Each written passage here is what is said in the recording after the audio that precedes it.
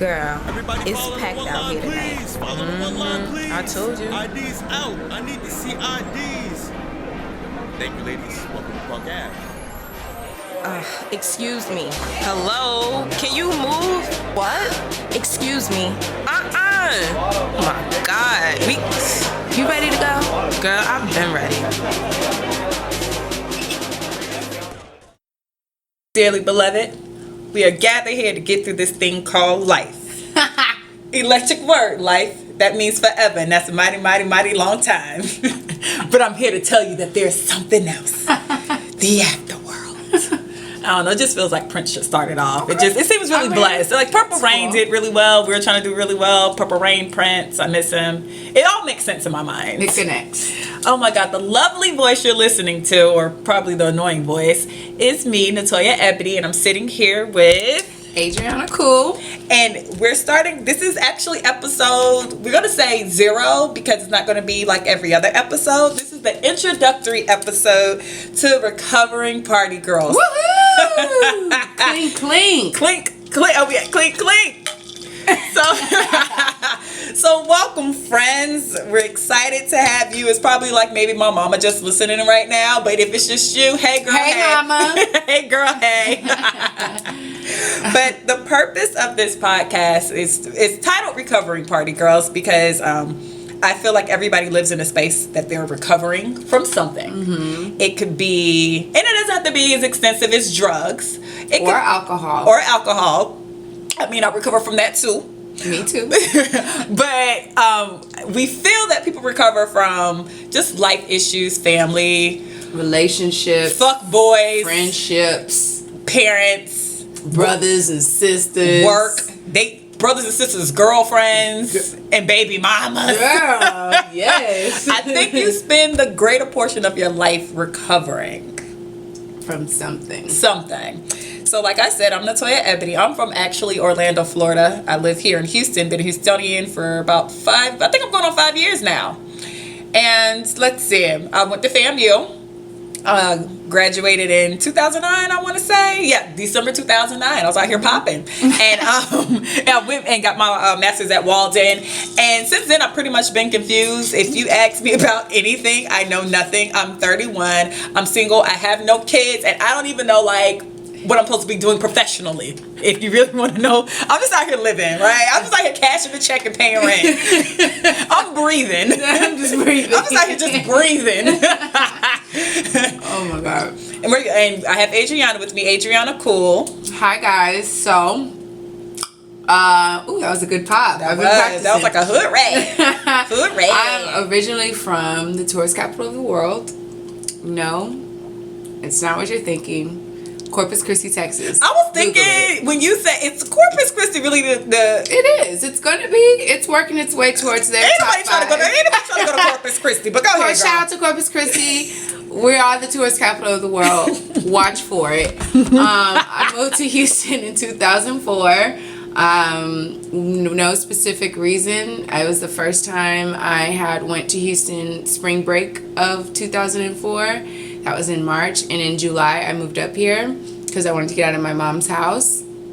I thought I was grown, and turns out I'm still not grown. I'm not grown at all. Don't you love to be grown but not grown? So I've been out here ever since. I did a stint in Dallas for less than a year. Why you make it sound like you went to prison? Because that's what it felt like. I did a stint in Dallas. That was like, my 40 days in the wilderness type shit. You want to talk about it? Girl, well, that's a whole nother episode. You did a bid? I did a bid in goddamn Dallas. I did a bid. Is it a bid if it's like a week? I don't know. I did a stint. I did like a week stint in Tallahassee because I couldn't keep my hands on myself. Well, they deserved it, but I couldn't keep my hands on myself. Yeah. I still have that problem. Like prison?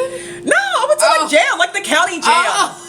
No, I didn't go to jail in Dallas. No, you make it sound like you went to jail. I'm saying I actually did a stint.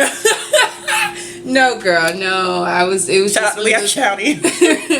It was just like a wilderness phase, and I was just lost and confused. And then you came to Houston? Then I moved back to Houston. Oh. Girl, I was on the verge of going to Onyx in Dallas and saying, I'm ready to get on stage. It was that bad. Onyx is in Dallas too? Yes. come on, Onyx to be a franchise because it's one in Atlanta. No, it's one in Atlanta. It's one here, and I think it's one in like North Carolina. I was cocktail. Onyx is a strip club, by the way, for people who don't know. And I was like, man, fuck this shit, because I was literally putting pennies together. Because I mean, what would have been your stripper name? I don't know. Probably something like a Hispanic name, like Alessandra or something like that. Horrible. Something like that. But yeah, and then I moved back, and I've been back ever since. And I come to realize that I really love Houston. So I like Houston. I don't think Houston's my final place, though. I think this is a home base, but maybe not. Like, I just want to be. I can see this being your home base because you're from Corpus, but I'm from Florida. So if I was going to travel a lot, you're not. I probably would make Orlando back my home base, so I can always go back to see my family and stuff. I gotcha. Well, that's popping. Anything else good people should know? I'm a good dancer. Ooh. Let them know, child. So if ever you see me on the dance floor, that's the me. fuck up. Because I get it popping. So what do you think? Okay, so we titled it Recovering Party Girls because, like I said, we feel like people are always recovering. For me, and I guess for you sometimes, we feel like we're recovering from like a party girl lifestyle, meaning going out, drinking, guys. Drinking, niggas, and getting drunk. And me, sometimes I crash a car or two. We'll talk about all those things later. But do you think, have you ever been to a therapist? Yes. Okay, so when you went to therapy, did they ask you, like, the first thing they say is, they ask you about your home life, like your parents. So I really think people initially start needing to recover, and when I say recovery, I don't mean you guys taking a year or two to get back to a happy place. I mean, you follow up with your friend on Monday, your feelings are hurt, you have your come to Jesus moment, and you're friends again. That's like a recovery period, because like the definition of recovering is actually to return to a normal state of health, mind, or strength. Come through definition, girl. Come on, Google. Girl, Google is your friend. Definition. But like you constantly are recovering. Just like if you're a single person and you get with somebody, you're recovering from being single. When you're with somebody and you break up, you're recovering from being in a relationship. You do. Give me snaps. But what do you think when you went to therapy, do you think everything does stem from your childhood? Yes. Everything? I think that how we learn to deal with situations as far as like conflict resolution and just self-esteem in itself, I think it does come from how we were taught to deal with things. Because if we're not taught as kids how to express our feelings without being shunned or being ashamed of how we feel, whatever, then we're going to adapt to that. If my parent taught me to be ashamed of how I felt and that I shouldn't feel how I feel because I have everything in the world, I don't need to be sad about nothing, I'm gonna hold on to that because throughout my life, because I don't. It's ingrained in you. Yeah, it's ingrained in me. I could see that, because I think they ask you about your parents first, because your parents are actually your first friends. They're the first. They teach you how life is. Yeah, but then like they teach you how life, but yet they're your first friends. Because when you're like 2 and 3, I look at my friends with kids now. The 2-year-old or 3-year-old can't breathe. The parent walks 5 steps away. It's like, let's play. You're literally your kid's first friend. You're kind of your kid's first enemy, because you guys like you have the debate. Like if you want to do something, they say no. It's like, what you mean no? I mean, you don't say it like that as a kid, but you're kind of looking like no. They're literally your first exposure to everything. So I guess it does have a lot to do with it, which kind of annoys me a little bit, because I think when like girls have problems with guys, they blame it on daddy issues, and I hate daddy issues like to the core of me. Only because like I be feeling like when you have daddy issues, you're giving them like power, if that makes any sense. Like, I have issues because you weren't there or you abandoned me, and it's like, why does nigga get this much power? I think it's the fact that to me as an adult, as I look back with the relationship I have with my dad, we got issues, but I wish that he would have told me more that, hey, you're special. You can't let anybody treat you any kind of way. Oh, yeah. I think that should, fuck everything else, that should have been established in our relationship. And I think every father-daughter relationship should be where the dad puts in his daughter's head that she is special. Can't nobody treat her any kind of way. She deserves the best in life, and don't settle. Because these niggas out here will make you settle for some bullshit. Or you be like me. You know what's the most annoying? And you be thinking like, you know what? I could deal with that. I could deal with his 5 kids by 5 different women. I don't want to be single forever. Or it be Daddy should have told me I deserve better. No, what makes it even worse when you like. I'm 31, so now my cousins are now 31 as well, because we're kind of close to the same age. And when you start seeing like your younger cousins settling down, then like you got aunts and stuff coming to your mom like, "Hey girl, what's Latoya Ebony doing?" And she's like, "I don't know." I'm like, I'm home eating a peanut butter jelly sandwich, watching TV, Chilling, living, right? AC cooling, just chilling. We should have had napkins and stuff. But no, seriously, because then they start like, I don't want to say judging you, but everyone starts to inquire when you start to get a certain age. It's like, well, what's wrong with you, hon? girl. I said I don't give a shit. I don't really care now. Well, because I know for sure I don't like want kids right now for sure. Like that's not even like an obligation. Like I can't. I'm still raising myself. I'm still trying to figure out how to adult properly. Bravo, honey, because I don't know how to do it. Like, I'm confused.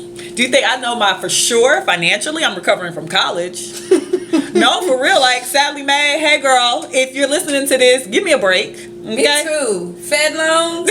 Oh, you too, fed loans. Give me a break, man. I'm trying. Do you think, like, okay, so if you spend majority of your life recovering from something, do you think there's ever a time that everything's gelling at one time? And how do you get there? Well, how do you get there? Because I mean, at this point, nothing's really like work wise. I'm like, F it, right? Not in a relationship. Last one I was in was like, he tried me. Doo-doo. Yeah, definitely tried me.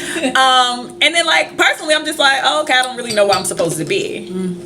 I think, and then I feel bad because I'm 31. You shouldn't look at your age. First of all, don't look at your age, because everybody that all my close friends, they have this. But you stay at a wedding, so all your close friends are married. I know, but they have this timeline of what they're supposed to be, where they're supposed to be at a certain age, and I'm like, no, I'm not falling into that trap. Like I just got into a space where I feel like I found my path. But that just happened at 32. It took me all of this shit, and then plus me going to jail, getting this DUI, going through probation, being sober for a whole year to realize, okay, this is what I'm supposed to be doing at 32. Well, so I think that it just takes time, and you have to figure out that, like, you have to want to get to know what you want to do for yourself. Like, you have to find that out. Like, that's the hardest shit in the world, is to figure out your own fucking self. It really is. It's so hard, but it's also equally rewarding. Because now it's just like, okay, this is me. This is it. This is what I'm supposed to be doing. I'm gonna be funny. I'm not gonna be funny. I can be so this. I can do this. I'm talented in this. I'm not that great in this. I'm not good at this at all. I'm okay with that. And then life starts throwing you these bones, and you're like, okay, this is really happening. God aligned. The universe is aligning stuff. But it takes for you to go through all this bullshit, and then like this like moment where you're just like, you gotta surrender everything and just be like, all right, I'm not in control. But well, did you really? So with the DUI, were you? Because I remember when you got the DUI. Yes, that was tragic. That was really tragic when you got because really I think you could have got out of it, but the way God wanted me to learn, He said, "No, ma'am." You want to tell what happened? So I can tell. Yeah. So before I got my DUI, it was November. It was 2014. I had just. It was that long. It's been. Yes. Oh, Libra was open. Yes, Libra Lounge was open. I had gone through this relationship and with this guy, and it was such a toxic relationship, and I didn't know how to deal with the breakup part. And I was so devastated because I thought that this person was my forever person. I thought that this is the guy I'm gonna marry. Let's get like, married. like I was gonna tattoo this nigga name on me. Like, that's how deep it was, and it was so toxic. And once I got out of it, I was just like, I don't know what to do. I don't know how to handle my emotions. You tell them boy back. Tell them boy back. Girl, and I was just drinking so much. I mean, every night. Do you think you were drinking more than usual, or were you just? Do you think you were drinking more than Yes. usual? I know I was drinking more than usual. Okay. Because my goal every night was to get fucked up. Oh, blackout. See, I black out too. That's my issue. I was and even at work, I did not care. And usually I have some type of like self-composed. we both bartend. Yes. And usually I have some type of self-composure. But during that period, I said, fuck it, balls to the wall, bad decisions, come at me, because I'm ready. Hey! I mean, that sounds horrible the way you're describing it. However, I remember you during that era. It was a great time. It was, we had a lot of fun. We partied a lot. It was a good time. 7-Eleven had just came out, and that was our song. That was literally our I shit. would literally stop working and go dance with you. We're the worst. And I remember it was a Thursday night. I was living and just grooving. I came into work, poured me up a glass of wine. As I Was it Merlot? Was it red wine? It was Chardonnay. Okay, Topo. Sutter Home Chardonnay, and just chilling. And then some friends came in. You know, the regulars would come in and be like, "You want to buy a shot? You want me to buy a shot?" Fuck yeah. And at the time, I was drinking Hennessy. So I was You were not drinking Hennessy. Yes, I was. Hennessy. It's hot. Not even chilled. Hot. You African American, you. With a little squeeze of lime. You hood nigga, you. So, that was my drink of choice. So, of course, I'm all of 125 pounds. So that shit hits me really fast. You can't see her, but she's literally like, you probably a double zero. I'm a small girl. Like so, 000. So, only in American sizes. European sizes, I'm like a 4. Anyways, so I remember the owner came in and was like, "Yo, you need to be careful. You need to be careful." So I'm like, I'm going to another spot. So it always, you know what happens? So, truth be told, it always happens when you're going to the next spot. Like that be it. That's when I always was taking over the mountain. Bitch. So then I took a shot before I left, and I peaced out. And I went to the other spot and had me a great time. I just remember being on the bar. And I had a Corona and another shot of Hennessy. I can't believe you was drinking Hennessy. I'm Girl, Hennessy, like now I can't even drink the shit. I can't even smell it. It'll make me vomit. But and I remember me and the other manager at the other club, we was just laughing and they kikiing, and then it was time for me to go home. So I got, and for some reason, the way I took was not a normal way that I would always go. Mm-hmm. I was actually on the Beltway when I should have just stayed straight on the feeder road. Okay. I actually got on the Beltway.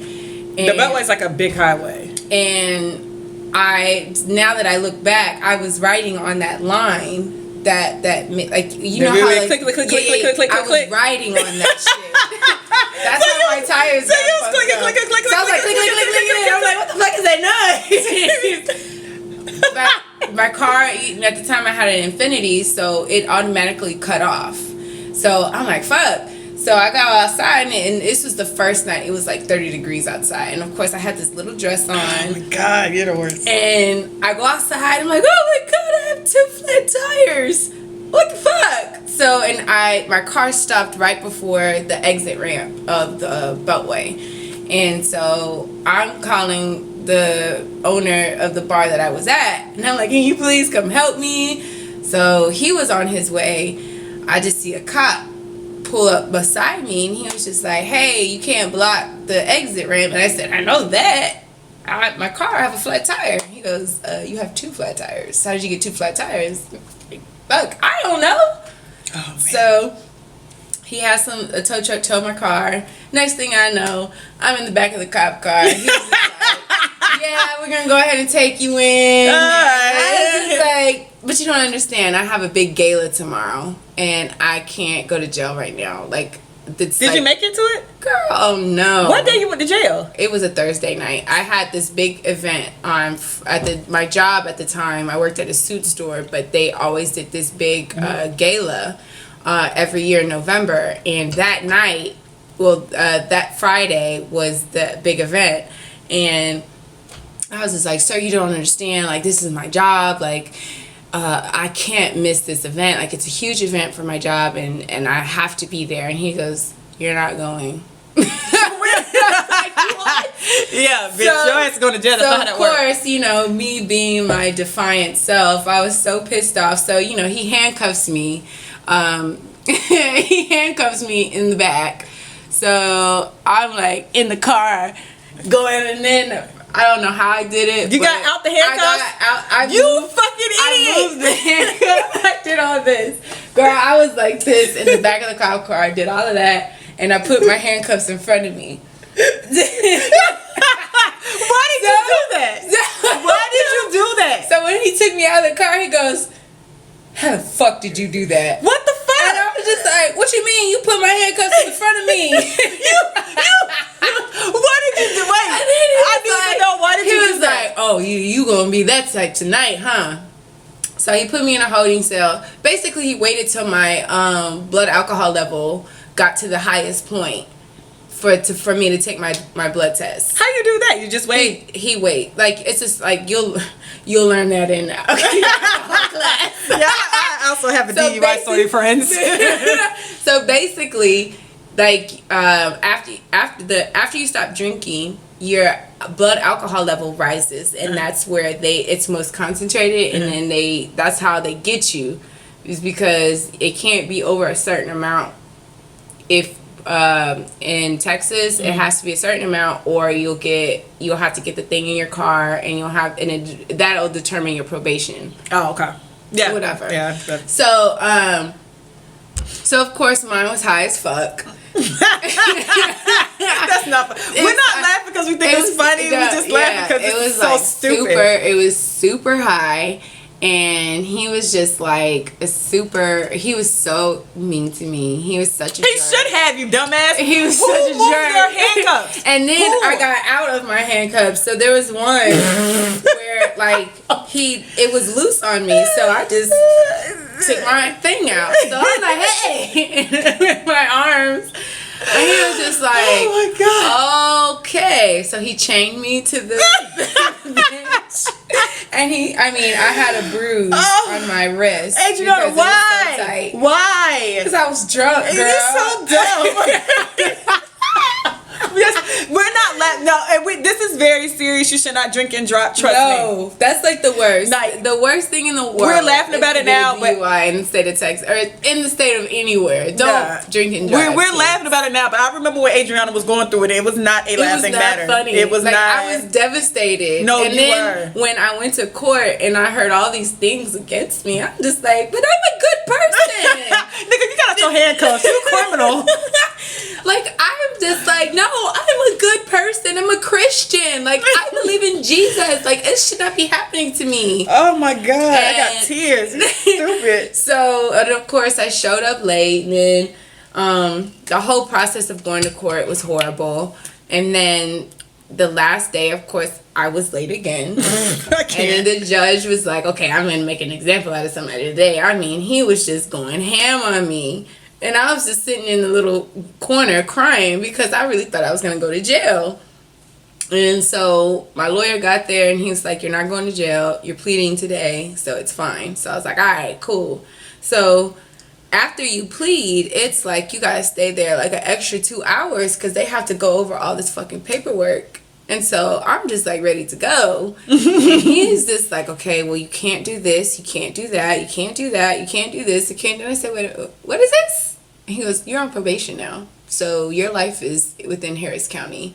I said, what does that mean? What?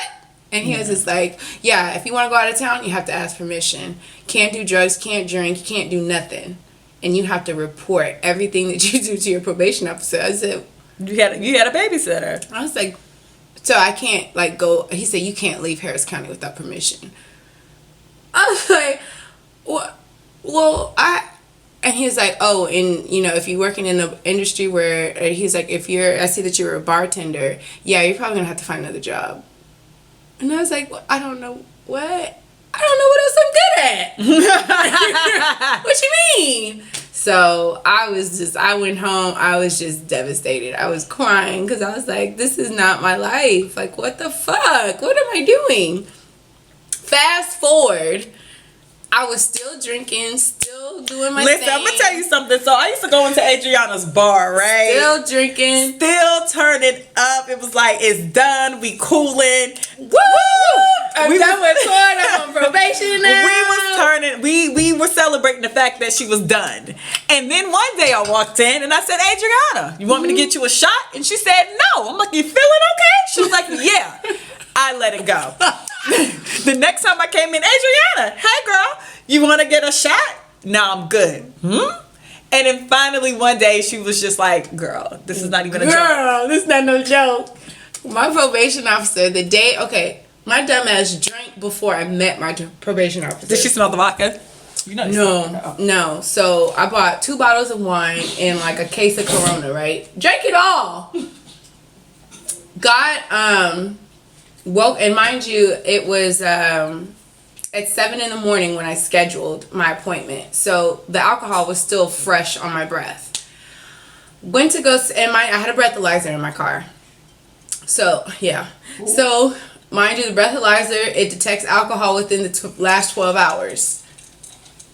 I was just still drinking at 1 o'clock in the morning. And you took it? So, I blowed in the breathalyzer. It gave me straight failed reading. So I was like, wait, on your way to your probation officer? So I couldn't start my car. Then it starts raining. And I just had this epiphany. I'm fucking up. I'm really fucking up in life. I'm really, really fucking up. So I go bang on my neighbor's door like a maniac. And I'm like, oh my God, I'm going to be late to my probation officer. Can you please give me a ride? I'll give you $20. Take me to my probation officer. It is up the street. I will walk back. And he was just like, okay. Takes me to my probation officer. Go in. I'm chilling. I'm thinking they drug test you, but they test you for drugs. I don't do drugs. I just drink. I can't believe you drank that late knowing you had to go see them people. But go ahead, girl. Hey. You know. So, go in there, talk to her, bullshit my way through. And she's like asking me all these questions. I'm like, yeah, girl, you know, it was a mistake, blah, blah, blah. So she's like, okay, well, I'm finna drug test you. And I said, okay, cool. I don't do drugs, so I wasn't worried about it. So and I had to see her twice a month. So the next time I went to see her, which was a week later, she was like, oh, come in, have a seat. I was like, yeah, what's up? Your pants are cute. Yeah. So Fashion Nova? Fashion Nova. So she goes, yeah, we're gonna have to talk. And I was like, about what? And she was just like, you were drinking. I was like, when? She was like, yesterday, bitch. She goes, I know you were drinking. She said you failed your breathalyzer test and you failed your drug test. I said, but I don't do drugs. She's like, I don't test you for she's like, I test you for drugs, but I also test you for alcohol. Girl, bitch. When I say my heart was in my uterus, bitch. My heart was in my uterus, girl. So she goes, so we're going to play this 2 different ways. It's only 2 ways that you can do this. And I was like, okay. She was like, the first way, you can stop drinking completely and do this program and be done with it. Or I can just send you to jail right now. You tell me what you want to do. Oh, bitch, stop drinking. I started crying. I said, look, I'm sorry, man. I'm sorry. I didn't know. This is so much on me. She goes, well, do you need counseling? I said, no, I don't need counseling. This is just a lie. It's a lie. You're telling me all the things I can't do and I ain't never been without alcohol. I don't know how my life is going to be. You might well say that you better need a counselor.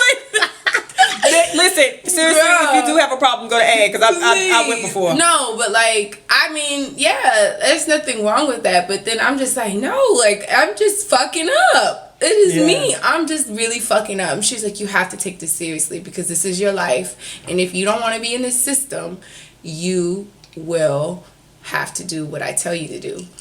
She was like, I will drug test you randomly. If I have to go to your house, I will go to your house. You cannot have alcohol with you. You cannot be in a place where serve alcohol. She said that's against your probation. And if I find you doing something, I'm putting your ass in jail. I was like, I rededicate my life to Jesus Christ right now. So they still let you bartend? I had to. Luckily, see, by the grace of God, let me tell you how God works. God already knew what was going to happen. He knew I was going to mess up, and he knew I was going to have a come to Jesus moment, and he knew that he was going to put me in a position to where I could have another job in play. Oh, okay. So at the time, that's when I got the position at the city. So I started working at the health department, and that way I told her, and I showed her my first check stub, and I showed her all my paperwork that I got hired or whatever. So she was like, okay, cool. But I was still working at the bar. But yeah. So that was my story. Kids, do not drink and drive. And the state of Texas is one of the worst states to ever get a DUI because they throw the hammer at you. So please drink responsibly, get an Uber, get a cab, ride with a friend. I love your story, especially the fact that I'm still going through mine. Scared the living shit out of me, why don't you? Girl, but you know what? It's a blessing. Okay, because so once you go through that period, it ain't no blessing. See, here's the story, friends. Oh God, it's so embarrassing. So come on, it's us. It's just us. It's us and whoever's listening. It's us. You know, probably my mama too. So I was having a good Sunday fun day. It was great. It was a great turn up. I went to my Sunday fun days usually started with brunch. Maybe breakfast. I ate a good French toast, probably chicken and waffles. I pop off, and then I drink a good mimosa. Cheers. And actually I was drinking grand mimosas that day. Grand mimosas when you put the Grand Marnier on top of it. Oh my gosh. Girl, delicious though. Sounds good. It is. So I was drinking these grand mimosas, and I went to a couple of day parties because I roll a lot by myself. So I was chilling by myself, and when I'll hit a bunch of spots by myself. Right. So a normal person at 10 o'clock, if you've been, partaking since 10, normal people probably go home around 1 or 2 o'clock. Well, I'm a person that once I start getting intoxicated, I want to turn up even more. Go hard or go home is my theory. So I started drinking shots of Crown Apple. I went to some places. And I drank a lot. Did you go to D-Bar that day? I saw you. I went to D-Bar that day as well. I went to Social Junkie. I went to Tailgaters. I stopped by a friend's house. See, that's the problem. Stop by the friend's house. So mind you, I'm in a place where I actually can go to bed. And just wake up. You chose not to. Definitely chose not to. So I'm like, okay, girl, I gotta go to work tomorrow because this is the factor. I need to be home because I live close to my job because I need to go to work. Not I could sleep over here and still go to work, but I have to. Not the logical thing because mind you, I can sleep here and still go to work. And go to work. Still can do that. Right. And now I have to go home right now and go to work. So mind you, this car is brand new. I think 15,000 miles on it. Nice. It was very nice car. So I jumped in the car, boop boop. Not sure what I'm playing. I feel like a seat at the table was probably popping around that time. No, it wasn't September 11th. What was pop? Whatever was popping probably is what I was playing. It was last year, right? Yeah, it was. Yeah, definitely September 11th. Just a cursed day. Girl, it was literally 2 days before I got a probation. I got a probation. You had your probation to me. I literally just got off probation. I get in the car, I drive not even a mile, and all I remember is boom, and the airbag hits me, something burns me on my leg, and the first thing to think is drive off drunk. But the police runs to the car, and I'm trying to get out the car because now I see smoke, so I'm thinking the shit's about to blow up. I can't die like this. This can't be the death. This is not the death. This is not how I play the death. The death is not this. Not it 30 years old. This is not the call you want to give your mom. So the police is like, don't touch the handle. I'm like, okay, cool. Well, in a slurred, drunken way, of course. And I get out the car, and he was like, have you been drinking? Mind you, I am tore down. I'm not even like kind of drunk. I'm not buzzed. I am tore the fuck down. Like drunk. Like the word in court is comatose. Drunk. Oh. Yeah. Ain't that's not a good word. So I get out the car. He's like, are you drunk? I'm like, nah. Whatever. And then finally he was like, are you drunk? And then I was just like, yeah. And I just sat on the curb. And then the thing was, I was so drunk I ended up blacking out. So I remember going to the hospital because, mind you, the airbag, the fire, the smoke and all that. Yeah. So I go to the hospital. The only thing I really remember about the hospital was the fact that when they stuck me with the needle, and I remember thinking, shit, they about to get this blood alcohol level like to the purest of the pure. And mind you, it's like 10, 11 o'clock. I had been drinking since 10 in the morning. So I'm like sky high at this point. Like I am... The word is comatose, right? So then the thing is, I'm so drunk. By the time we get to jail, I'm asleep. I wake up and forget that this whole incident happened. So I wake up and I'm like, huh? Shit. And then it comes back to me, but not like pieces. Yeah, not full. I'm like, fuck. And now I'm thinking, still, I gotta get to work. The thing was the job. I have to get to the job. Oh my God. So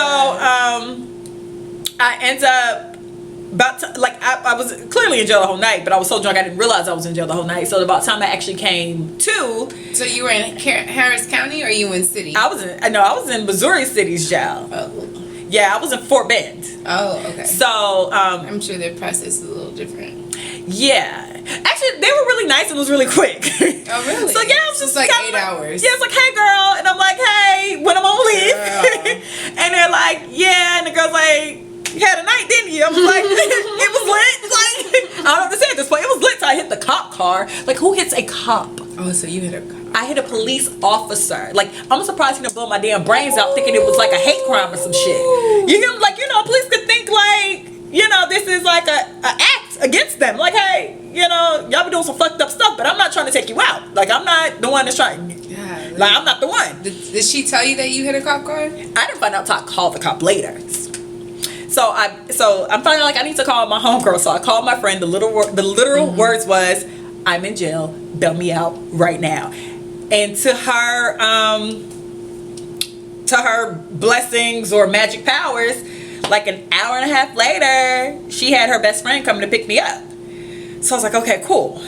All right. Not necessarily, and this is the thing, I've been through the court process before, like I said earlier. Yeah. I did box a couple of 3 girls when I was in college. So I'm not that far removed from like not knowing how the system goes. Yeah, I know the process. But in my mind, it didn't fully dwell on me. It kind of was just like, all right, cool. Yeah. And then it was just like, oh shit, I got a court date and I have to go through this process of, the fact that A, I'm pretty sure I might need to go clock into an AA meeting, and B, like, do I have some, like, A, I think I really was worried. I was like, do I have some real issues that I really, no, but honestly, you start to think but it makes you think like that. You do. It makes you think, like, am I that person? Like, am I an alcoholic? Like, what is wrong with me? Why can't I stop? Why can't I stop? Not necessarily even stop in general. Why can't I stop once I'm in the mode? Yeah. Which, is, from what I learned, because I did go to therapy after that is a problem too. Like, if you're in the mode and you can't stop yourself in the mode, that is also, that's a problem as well. Yeah. But yeah, she bailed me out, and then I've been going through the process, which it's draining because I totaled my car out. The brand new car is totaled, so I have the car's gone. And luckily, they paid it off, and I had gap insurance, so that's relief. But then it's like, you total, that's not a good feeling to total a brand new car, and on top of that, to have to pay a lawyer and just go through the entire process. When they say it's 10 grand, that motherfucker is 10 grand. Yeah. When I calculated everything that I spent, as far as like going to court, paying my lawyer, paying the court fees, gas, parking for downtown. See, I've been in Uber too. Me and Uber have been friends. Like, shout out to Uber. Parking for downtown is $20 by itself every month for a year. right? They don't tell you that. Then you gotta pay the lawyer, you gotta pay your court fees, you gotta pay your probation fees. And then my probation officer, she was so fly with it. She was just like, okay, this is what you owe every month. And I was just like, okay, well, if I pay that, what is the court fee? What is the probation fees? Mm-hmm. She said, don't worry about that. It's all together. It wasn't? Okay, so I know that I owe $800 for the court fees. So, and she was just like, just pay this a month. Don't worry about all that. Because I'm thinking in my mind, if I do 400, that's my court fees. Well, they told me $1,500 off rip. I don't even know how much my shit was. Yeah, I think my total would be like $1,500. I know my payments were $300 a month. Girl, yes, made me sick. Yes, I was sick. I was sick. Yeah, that'll make you sick. That was sick. And then they seen like these little notices saying, you late. Bitch, I can't afford it. But yeah. And then my lawyer was just like, not my lawyer, my probation officer was just like, you gotta figure it out. I don't know what to tell you. You gotta figure it out. I got a bartend, bitch, but y'all won't let me. You gotta figure it out. You gotta make a way. But luckily, that second job kicked in, and I was able to pay everything. I ended up paying it off earlier. Yeah. And because that's all they care about. They really do, honestly. If you pass your drug test and you pay your fees on time, they're not gonna bother you. That's what because if you go to jail for that, you're just in jail. They don't get no money off. Well, they do. They get. I think they get money based on people in jail. Yeah. But I think that's prison, not. Lord, I don't know nothing about that. Then good. No, but seriously, but mine was a long time coming. I've skated. Yeah, me too. Even in college, I ran my Honda into a ditch, and the police took me home and called my mama. Me too. They called my mama. Ooh. Girl, they called my mama, and he took me home. And I went to 70. Shout out to 7-Eleven because they don't have them in Houston. But I was at 7-Eleven getting some Starburst and a Slurpee. Horrible. Oh my God. Just horrible. Girl. So now that we've, bared our souls, and I actually still have way more stories, and that's the sad part. I'm pretty sure you do too. Girl. I have stories. Tons. But, so that... In a synopsis, is basically what the Recovering Party Girls is about recovering from whatever is eating you, Gilbert Grape. And it, like I said, it can go from, I recover from niggas all the time. I stay recovering from a nigga. I recover from family. Family has to recover from me. I recover from friends. They have to recover from me. Everybody's recovering from something. So, like I said, this is an introductory episode, so it's a little different than what we would normally do. Next week, we will just actually pick a topic and discuss the topic and discuss how we recovered from it. So it could be from adultery to baby mamas to baby daddies to friends to enemies. It could be whatever, but I hope you guys will join us next week. Don't hope, girl. Y'all better listen to us next week. Please. Oh my God, I'm so happy this is kind of... We have really good stories. We do have great stories to tell. And I was like a groupie at one point. No, I'm just kind of a little bit. Please. But the only thing I regret though deciding to do a podcast is all the raunchy pictures I sent boys in the past. I don't want them to come back into my life. Well, I feel like you can send them a cease and desist. After my vaginas on the internet. But you know how Rob posted those pictures of China on Instagram? Yeah. We can just get that lawyer. Oh, okay. And tell the thing about it, cyberbullying. Yeah, because honestly, I don't send the same pictures to the same guys, right? Right. So really, if something pop up, I'm like, nah, I know this. I know this picture. This is you. You know how I know? Because I bought that lingerie for you. Any final words, honey? Just listen to our podcast. It's a fun time. We're fun. It's a good time. I'm still a good time even with the bullshit. Aren't we all? All right, guys, tune in to us next week. We'll be on Wednesdays. It's Recovering Party Girls. Because we're your Woman Crush Wednesdays, baby. Yeah, seriously, go look at our Instagram page. Well, look at the pictures on our Instagram page. Like and find the us. pictures. We're follow popping. us. and all the shit. Okay. Make a comment. I can. Oh yeah, and like us on iTunes too. They should. Yeah, Okay, definitely. all that. Okay. Bye guys. Love y'all.